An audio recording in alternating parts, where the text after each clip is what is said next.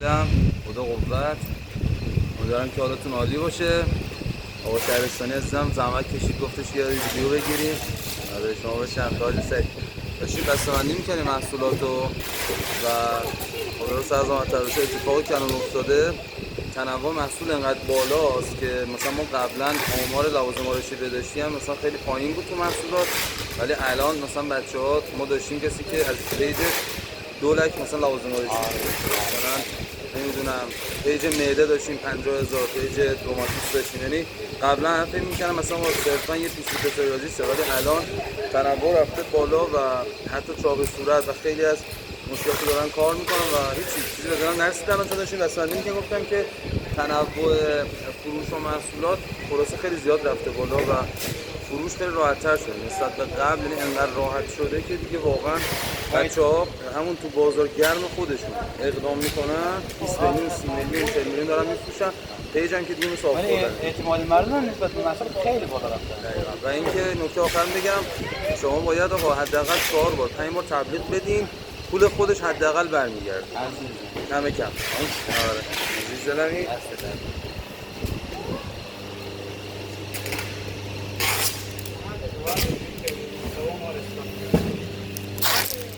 لیلا جان خسته نباشید. سلامت باشید. چه خبر؟ سلامتی عزیزم. چه خبر؟ قراره سلامتی بودن. چی گفتنی داری برای بچه افغانستان؟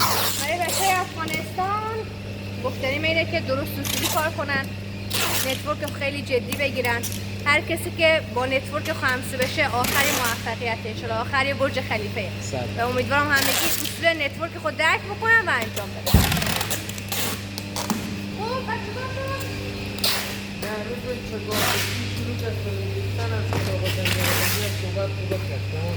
از پایین گاهی رو نگاه میکنه.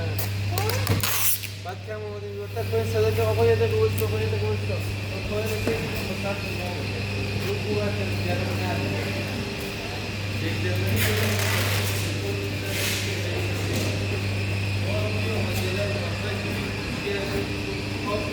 از داید اینا کلا محصولات هست که قرار در افغانستان حرکت کنه. شما دیگه بدون محصول نمی‌مونید.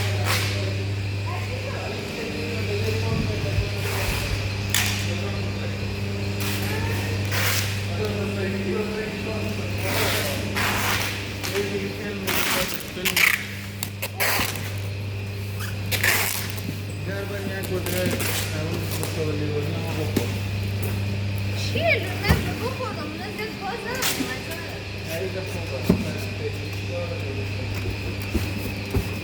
تشویش نکنید. ببین لیشما به لیوانی میده.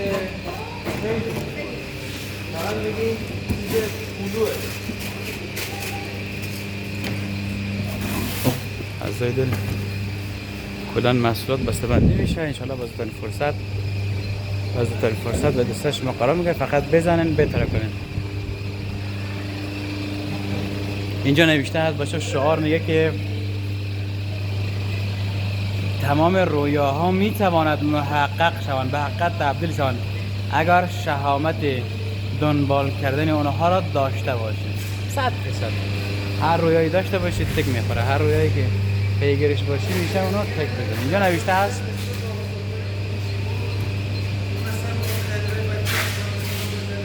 نوشته هست میگه که موفقیت برای بچه پرروهای چون روی تمام سختی ها را کم کردن.